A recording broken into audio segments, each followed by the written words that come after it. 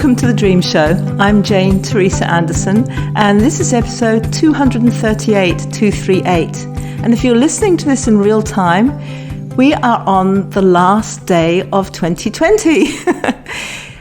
Or if you're in America, you may be listening to it straight off the bat on the 30th of December, but pretty close to the end of the year, and of course, what a year it's been. Our guest today is Edie, and Edie is from an island off the coast of Panama. And as you know, we broadcast from Tasmania, which is an island state off the south coast of Australia. So we're bringing you something pretty special to end the year, island to island across the world. And as you also know, if you're a regular listener to the show, when we have a guest on the show, the guest remains anonymous. And that is so that we can delve deeply into the dream. And, you know, the person keeps confidentiality and we can go where we need to go.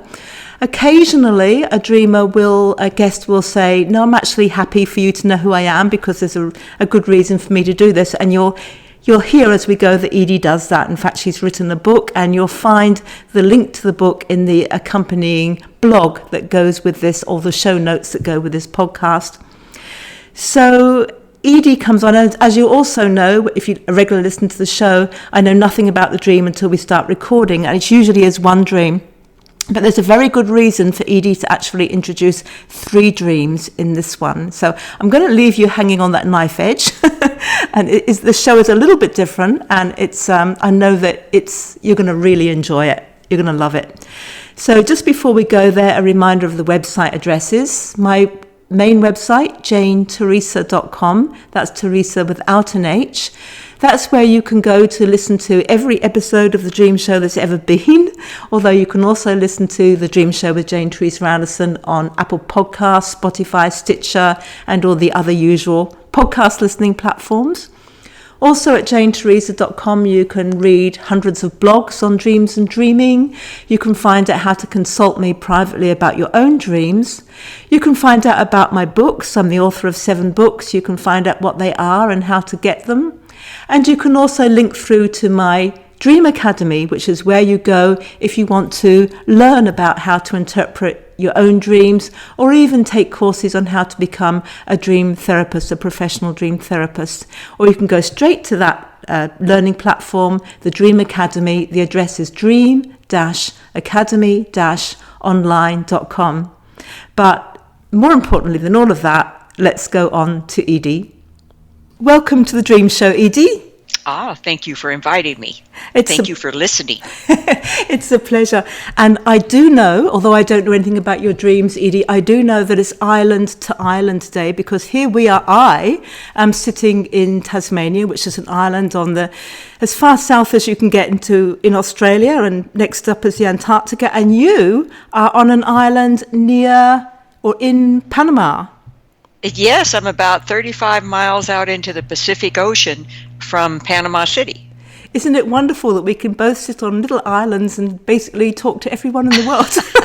It is amazing, isn't it? It's lovely. It opened up the world. That's one thing the internet's done for us, for sure. So as you know, Edie, I know nothing about what you're going to bring today, what dream you're going to bring. So you begin. Okay.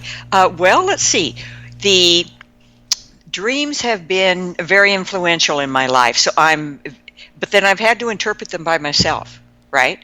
But some of them I've been so sure of what the message is. So a lot of them bring messages that I'd like to discuss some of those with you. And there's kind of a twist to it, because when I was a child, I had imaginary friends, like a lot of kids do. And in this case, my imaginary friends showed up in dreams. And I have names for them because they have very distinct personalities. One of them I call Wonder Woman, because she's kind of a warrior, avenger spirit. The other one is like more of a passive, I call her the nun. Okay? Yes. And so some of these, I've got about 7 dreams, but each one, I can definitely tell who it is.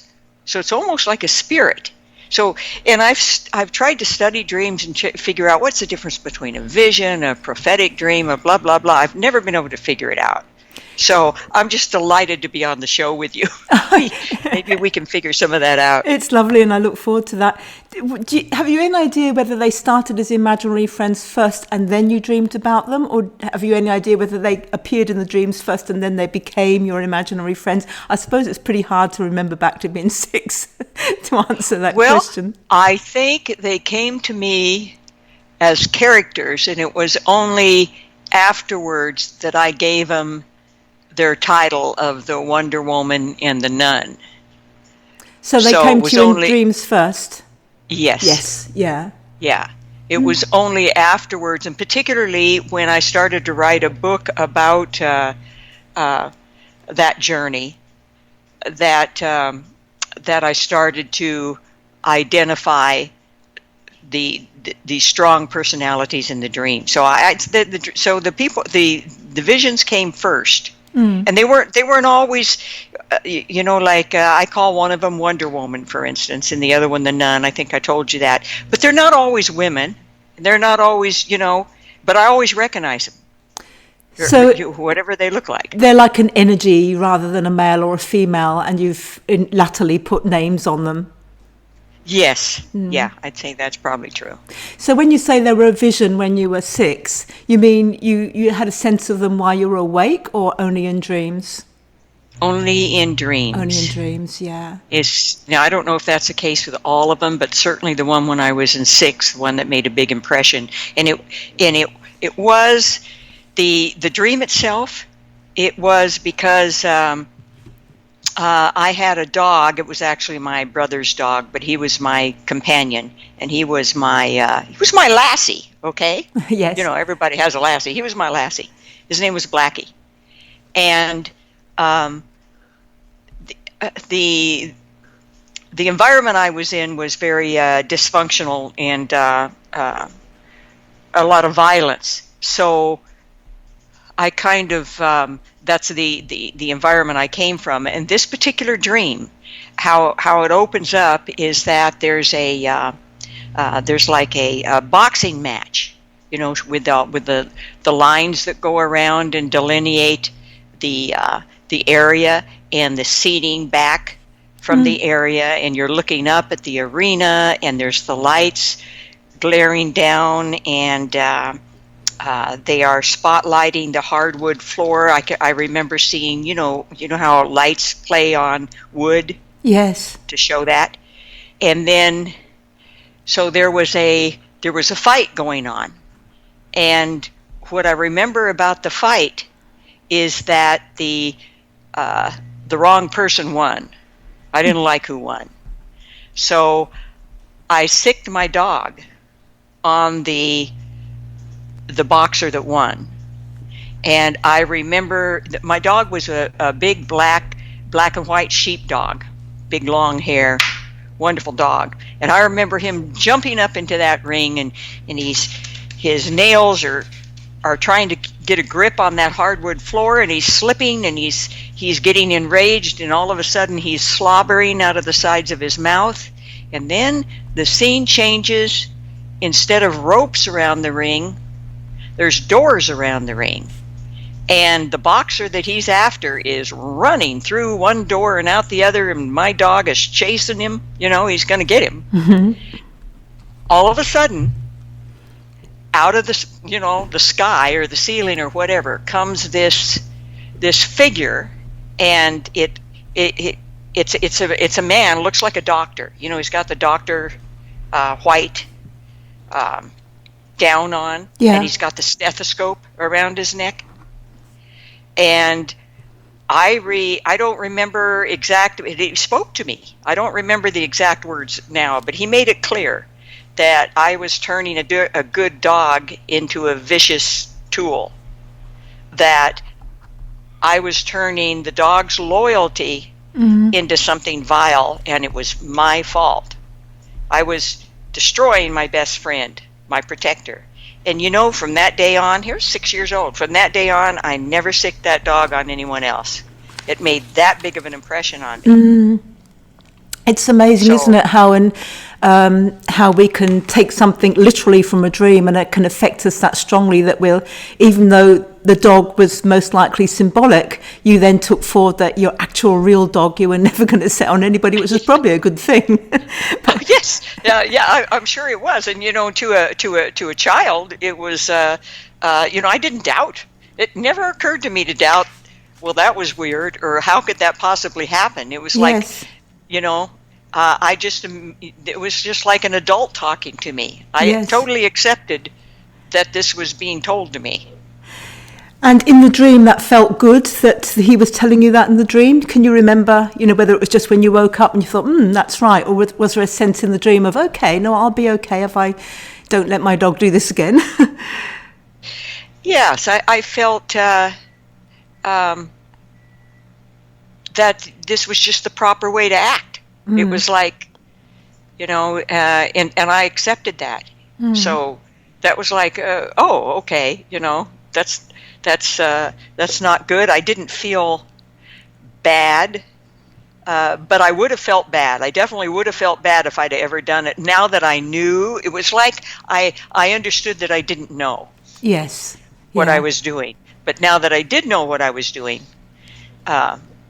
I definitely realized if I'd have done that, then I would have been in my own mind, in a child's mind, I would have been a bad person if I'd have continued to do that. Was there any sense, looking back, did you kind of take forward another lesson from that in terms of not biting back to people that you were upset? Did you find yourself softer or looking for healing ways of resolving conflict? Or did you, like most children, still lose the plot when somebody was upsetting or abusive towards you?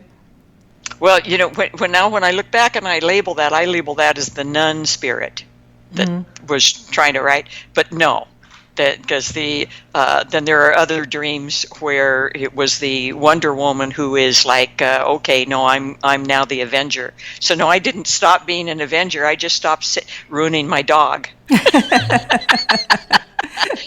The lesson wasn't if there was a lesson that I was supposed to be, not bite back throughout my life. I didn't get it. I didn't get that. We are all such amazingly complex and beautiful human beings, so we all have many aspects to ourselves, as you've beautifully demonstrated there. There's the potentially healing, because he was a doctor, the potentially healing nun spirit, as you call her. There's also the avenger. There's all the different aspects of ourselves that throughout our lives, let alone at the age of 6, are often in conflict and have to find ways to come to terms with each other, or resolve things within ourselves that then reflect in the outer world.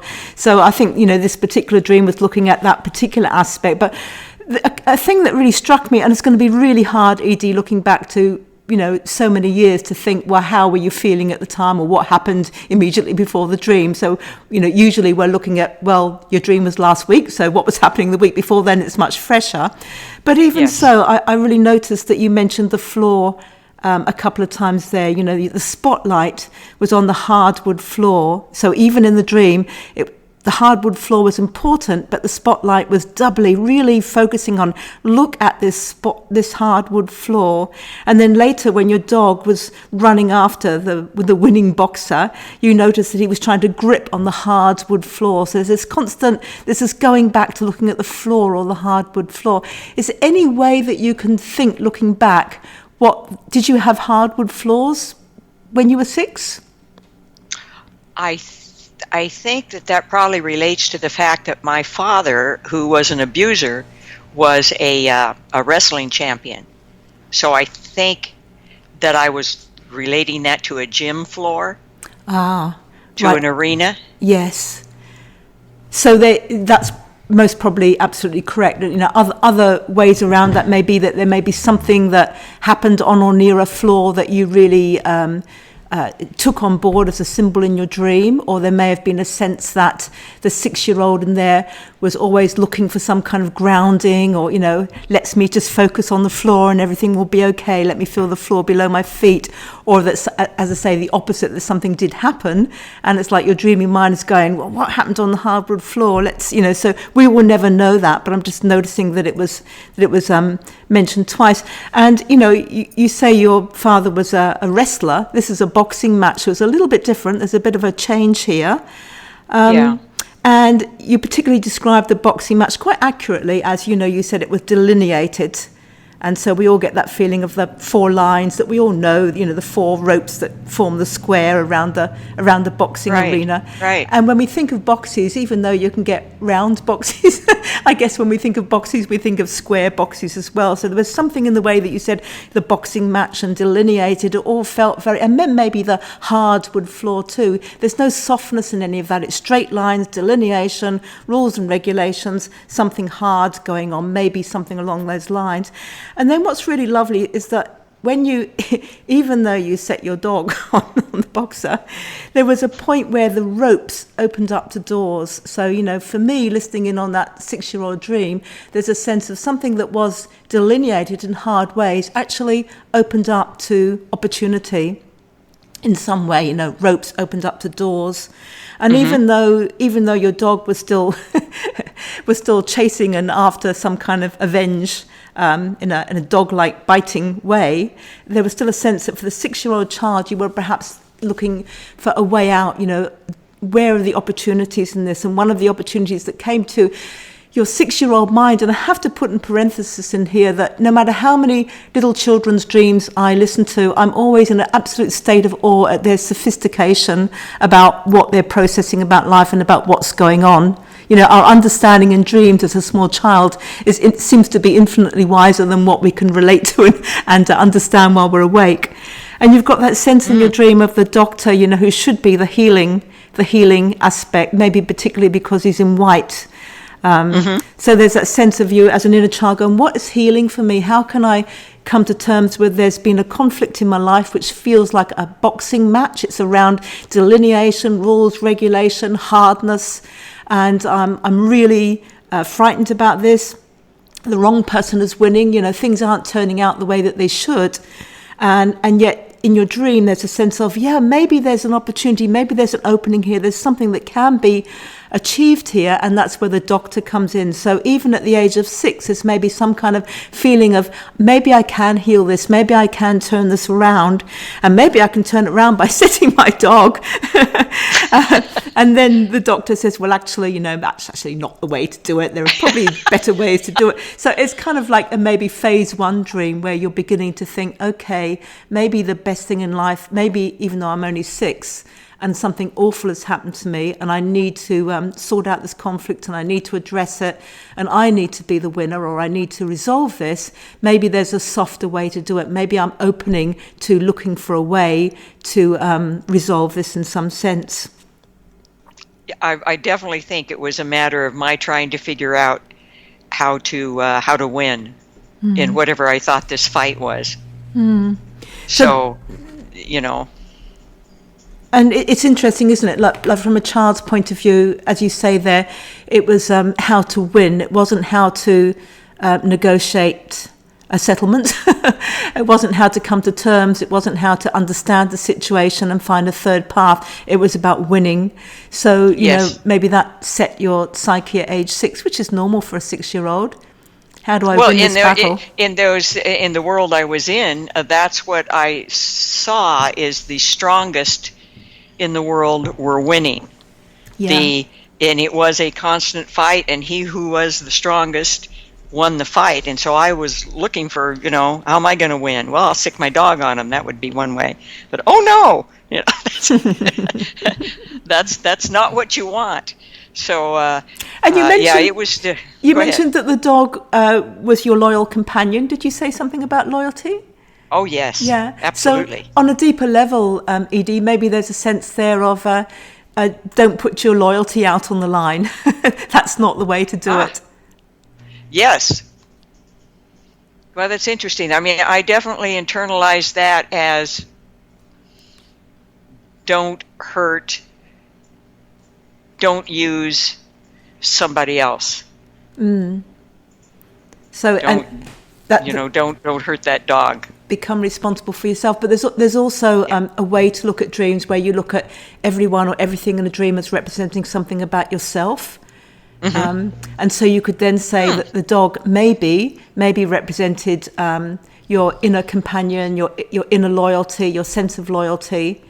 And there's something there, as you say, with the dream, with setting the dog onto the bad guy. I guess the fear was that the dog would be hurt. So there may have been a sense there of trying to protect your loyalty to yourself.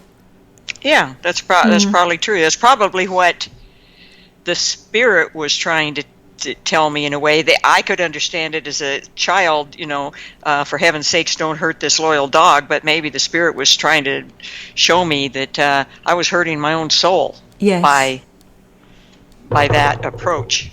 Yeah. Those are the type of dreams I've had all through my life, that type. Have they always involved wanting to be the winner, or has there come a point where some of the dreams there's been a resolution of some kind?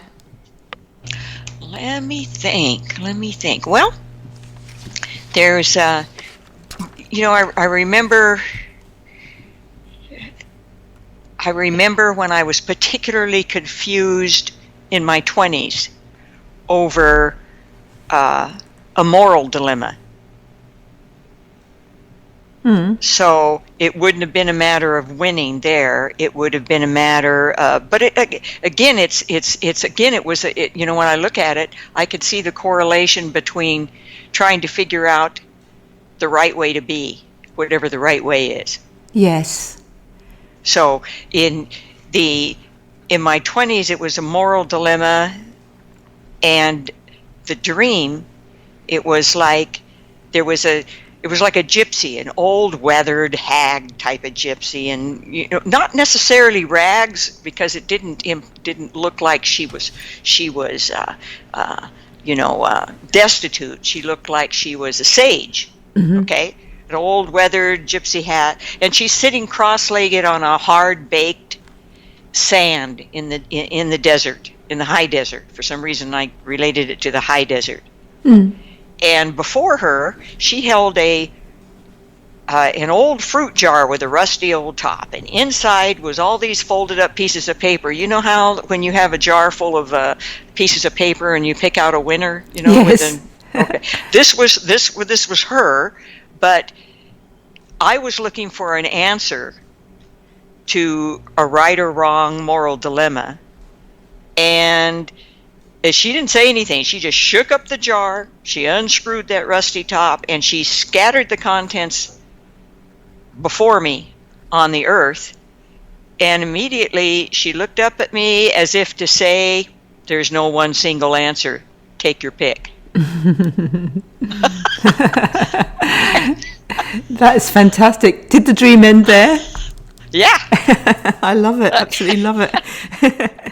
So, to me, the message was, stop looking for that one answer. You're not going to, But then I was like 23 in that time. Well, I've had several dreams, but that one. You were definitely sage by the end of 23, because that was a very good bottom line. And given that, going on the idea that everyone in a dream represents something about you, at the age of 23, there was this sage, or what we've all got a sage wise part, but it may manifest in different ways in our dreams. And when you were 23, you saw the sage part of yourself as gypsy old, so you saw your wisdom as an ancient wisdom, I guess. Yes, that's the way it felt. Did you notice, though, it was interesting that she was sitting on the hard baked sand again, so there's that reference to something hard on the ground again. Yes, again, it's like a hard life. Yes. It's like a hard reality. A hard reality. Even hard baked, you said it was hard baked sand. What does hard baked mean to you? Well, when you bring that out, I think about the book. Okay, the title of the book, and I'll share it with the audience. It's How Wonder Woman Became a Smuggler. Yeah. So in that title itself, we're talking about a very hard-baked life. Yes. And hard-won lessons. So, but that's what this dream is. Gosh, and then when I was in 65, I had a dream about a wolf pack, and again, it's the hard-baked life dream again. Interesting. I had never related the hard floor to the hard desert, sand. No, it wasn't sand. It was baked hard.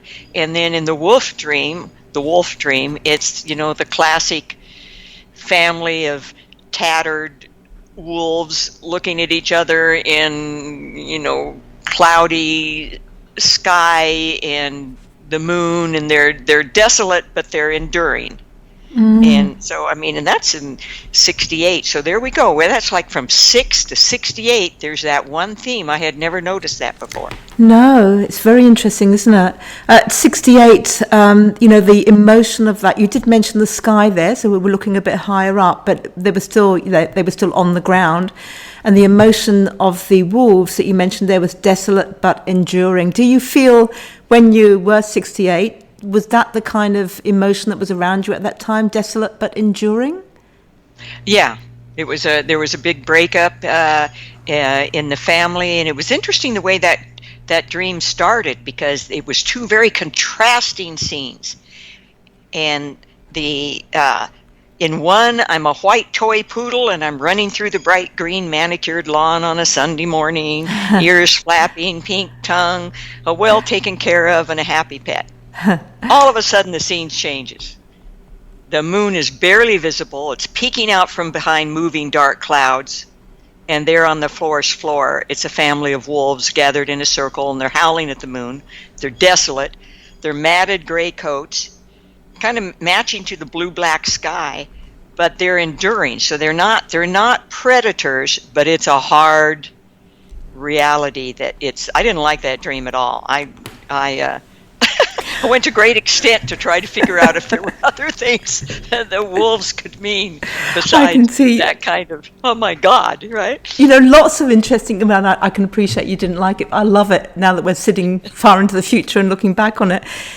Note, first of all, how, your dog dream when you were 6, and now we're looking at the white poodle and the wolves, all of which are kind of dog-like. So this dog theme may have stayed with you for a long time too, and your one line of questioning could have been, my 6-year-old inner dog was maybe my loyal companion or represented my loyalty, and how has that evolved across all these dreams and across the years of my life.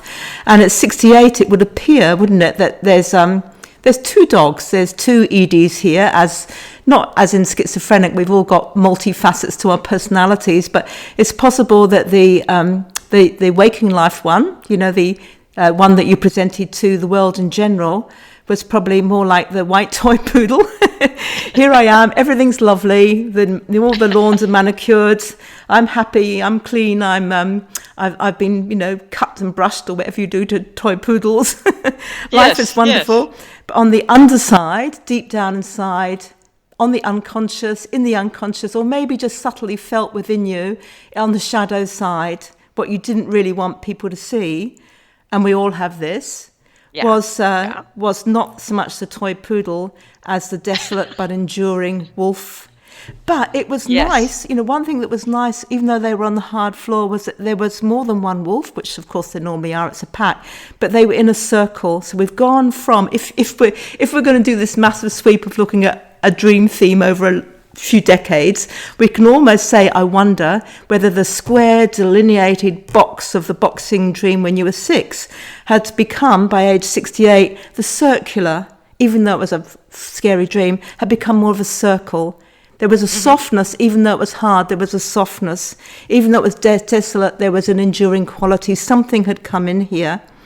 More family. More family, yes. The wolves were definitely a family, and when I was 6, I only saw it as just me. Of course, that's the way kids feel. Yes, that's right. So this, you see, not only how you relate to people in the outer world, but also, I guess, bringing your inner family together. There's more to me than meets the eye. There are more ways to deal with this boxer than to send my one and only dog out. There are other ways to do this. And I love the fact at least I didn't send the wolf pack after people. That's good. That's right. Yeah. And I guess that's the thing, Edie. You didn't send the wolf pack after people, which was a great thing, but you acknowledged it. So if you translate that into possible language, there were times in my life when I was 68 where I really could have snarled and howled and in my desolation really snapped at a few people, but I didn't. I kept it underground. I kept it in my shadows.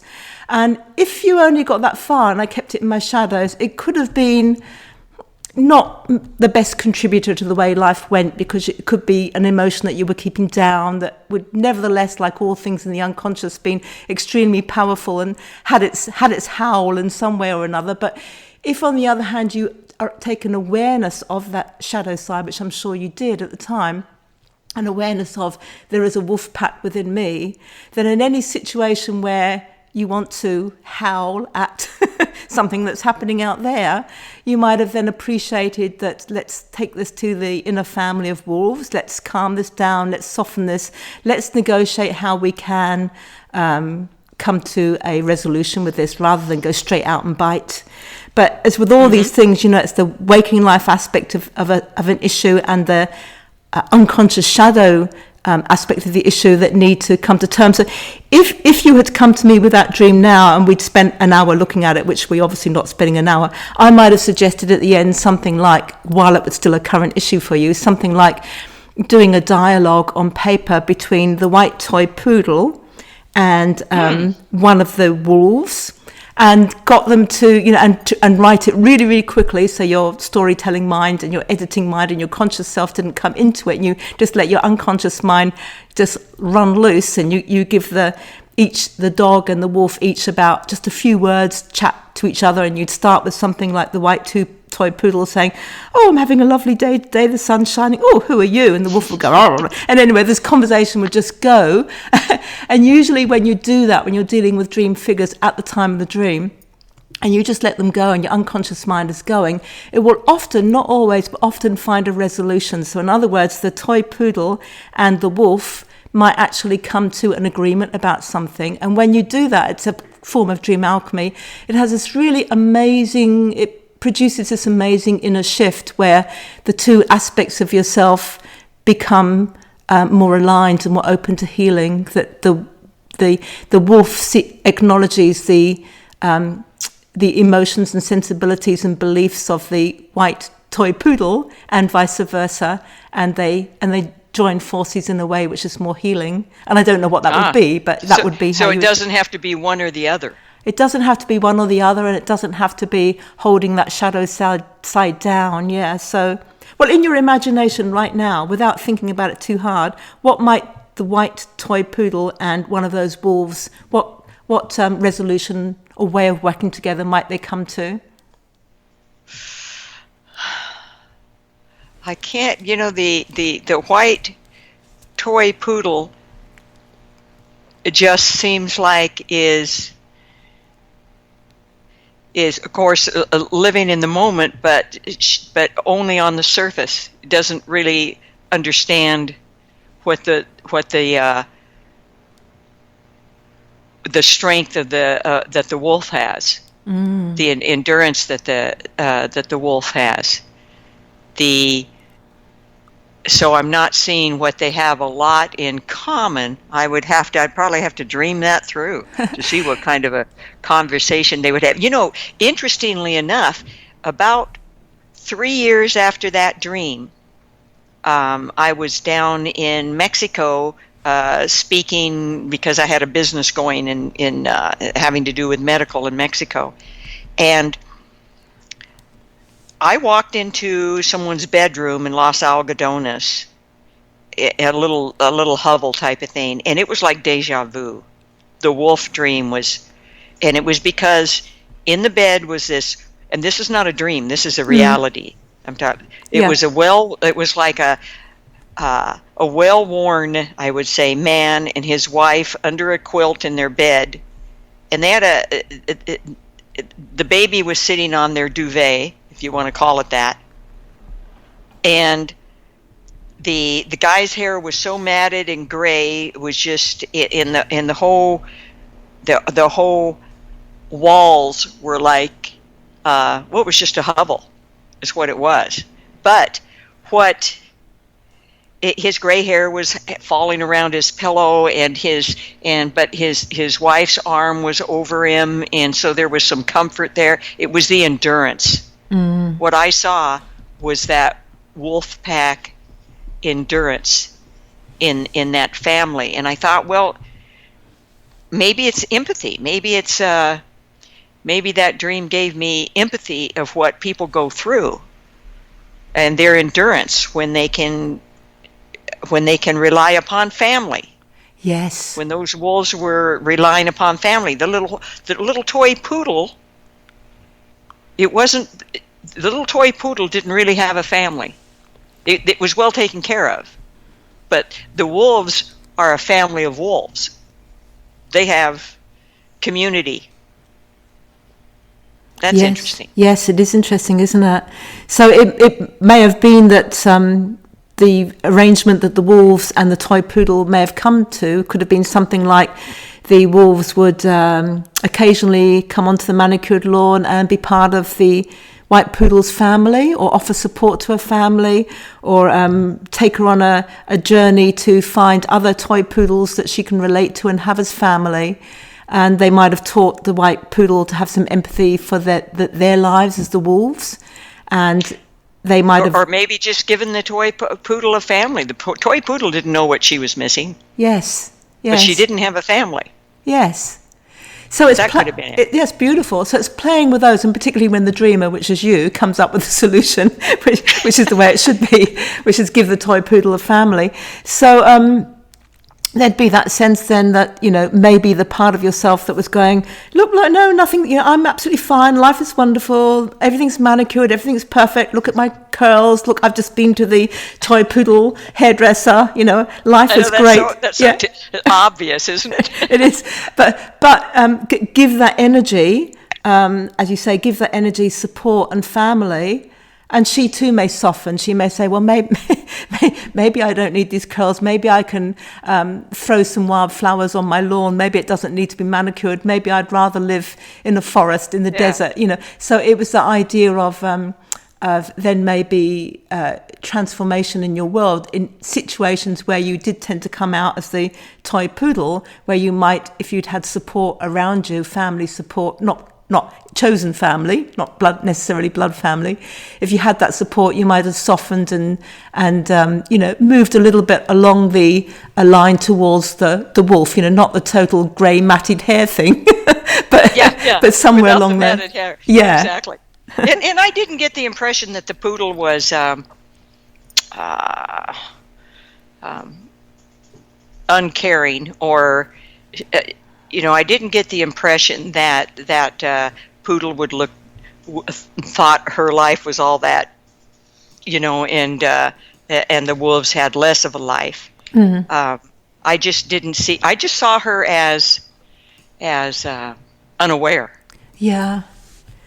So, is all.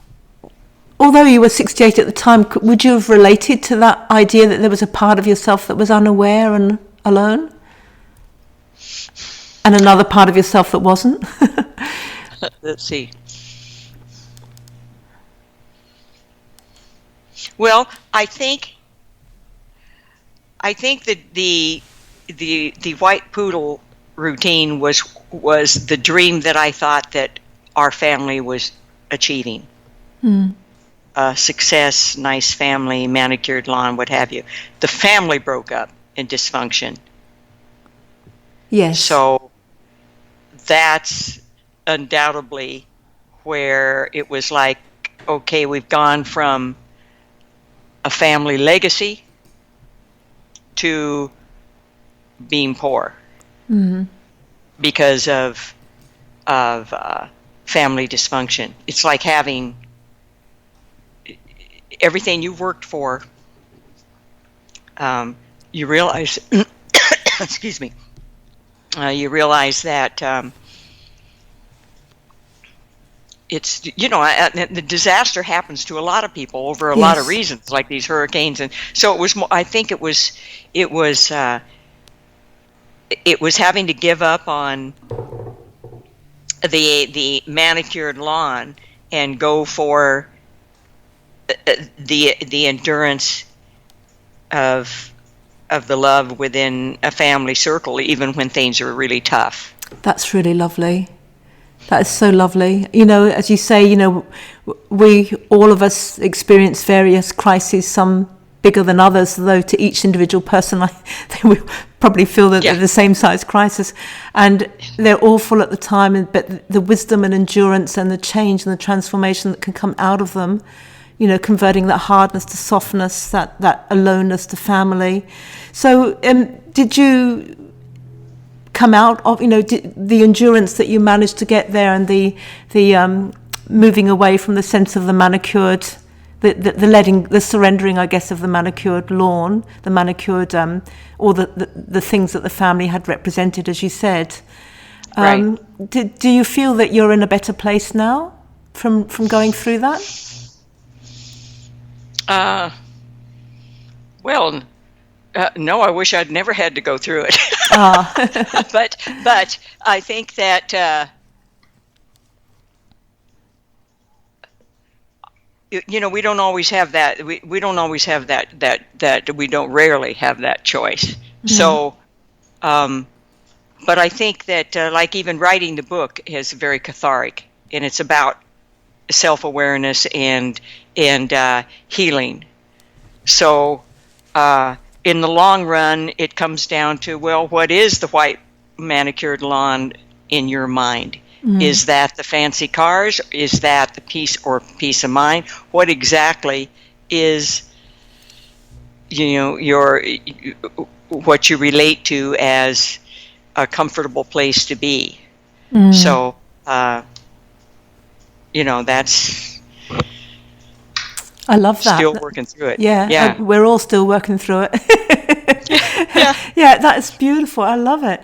So, in your book, would you like to speak a little bit more about your book, because you've definitely fired up all of our interest in this? Okay. Well, it is a story about. It's written as a biological novel.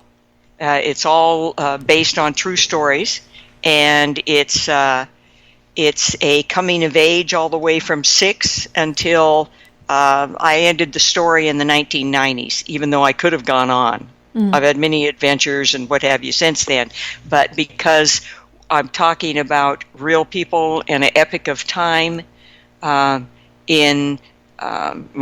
I was grown, then we're talking about the 70s and 80s. And so it's a journey of surviving domestic violence in your response to that, which is where the struggle comes between the Wonder Woman and the nun, is how you deal with the different struggles. Mm. And gosh, it's just, I had such amazing adventures, everything from working for a U.S. senator to being a Playboy bunny mother. I was a bunny mother. To being a court reporter in Key West, to being a part of a very extensive ma and pa marijuana smuggling group. Wow. So well, that's why it goes from all those places. And yes. And it's so I use nicknames for people who are definitely not only still alive, but some of them are still fugitives. Yes. But in other cases, I'm quoting from indictments, and so it's very definitely based in time, in the days of when marijuana smuggling in the 70s and 80s was kind of a naive group of people. They were, it was after the 60s, during the 60s sexual revolution, hence Playboy Club and what have you. Yeah. And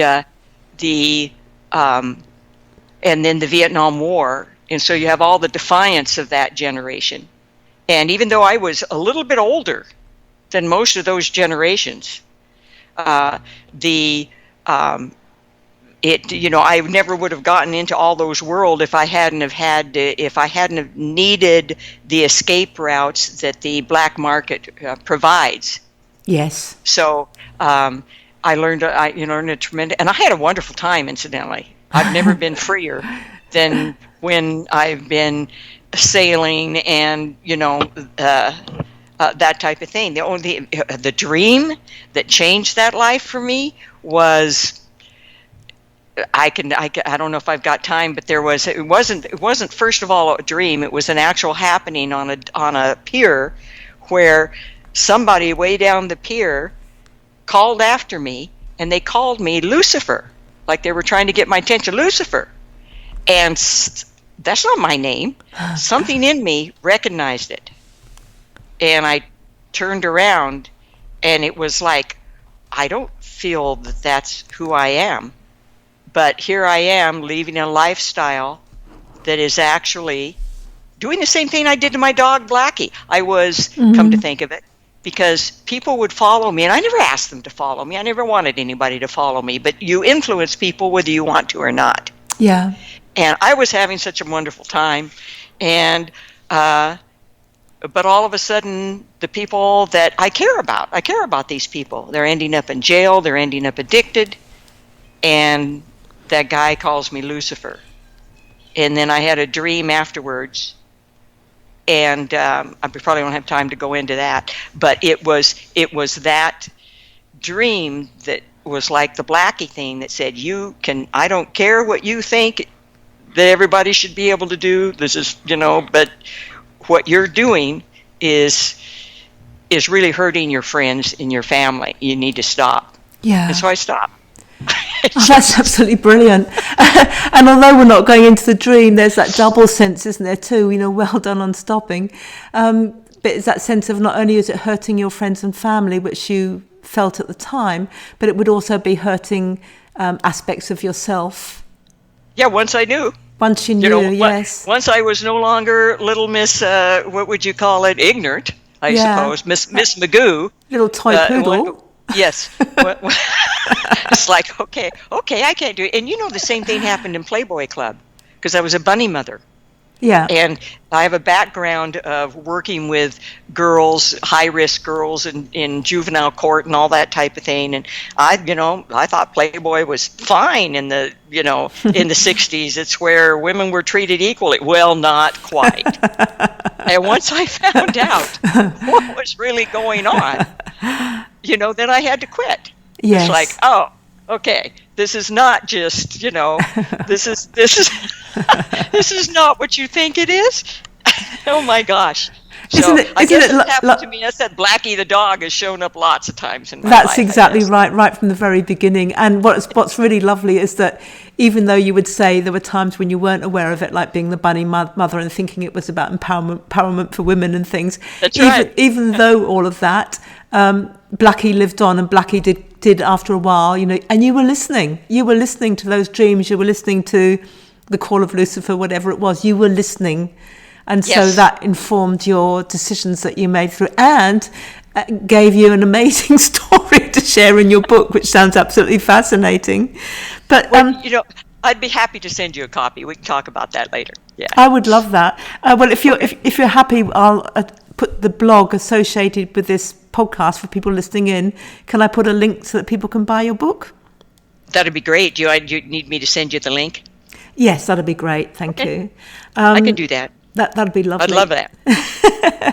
So what you've really so beautifully demonstrated here, Edie, as well as being a fabulous guest and telling a lovely story and also talking about your books, is this idea of whereas in the dream show we usually take one dream and go into it very deeply for the whole 40, 45, 50 minutes and really strongly relate it to what's going on for the dreamer in their life now, and then are able to go, so knowing this about yourself, what would you like to change? How does this change how you move from here? And we go that. This has been different, but equally as informative, because it's taken a grand sweep over many years and found this Blackie theme going through, which is also an interesting synchronicity, because I wrote a put a blog out yesterday on one of my blog sites, which is the Dream Academy.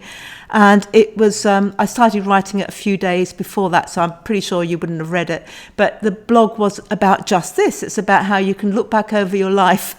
And instead of just looking at one dream, you can actually look back and go, oh, I've often had dreams about this recurring dream thing. Not the kind of recurring dreams we all think about, like, well, there's the teeth falling out, or the being chased, or the being cheated, not the common dream themes, but that you can look back over your own life and say, in the example I gave, there's often been a pathway in my dreams and the different things that have happened since, like you, I think the first dream I put in that blog, my blog's only a few paragraphs long, but the first dream I put in was one that I had at probably age 6 or 7, which featured a path and wolves as well. A path and what? And wolves.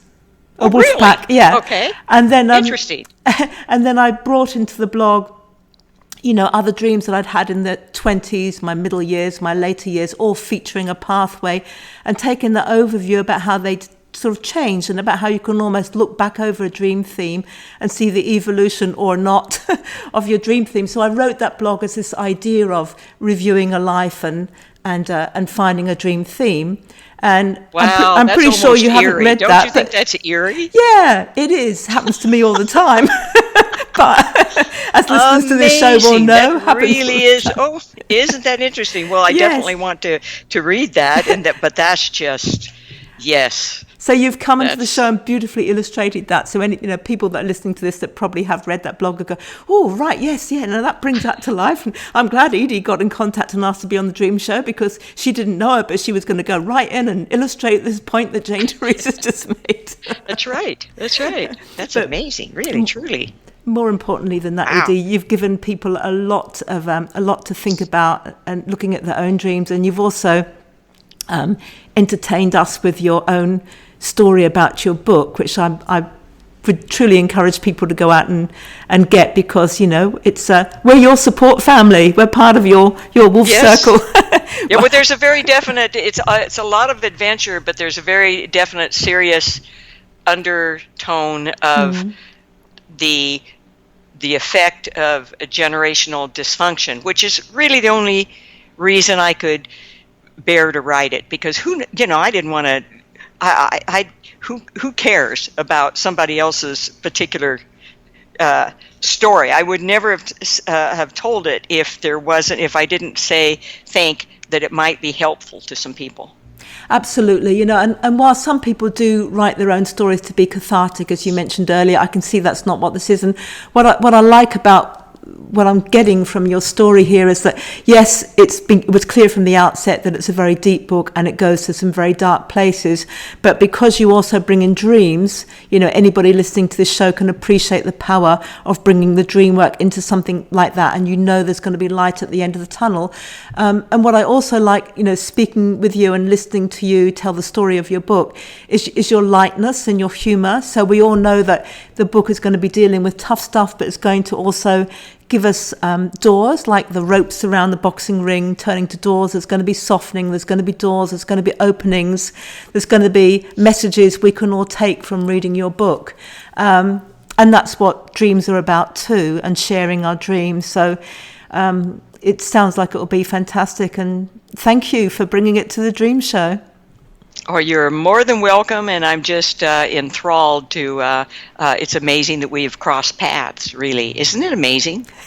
Island to island. Talk about doors opening and what have you. Just writing this book has opened the door to where I would meet somebody like you. That's just.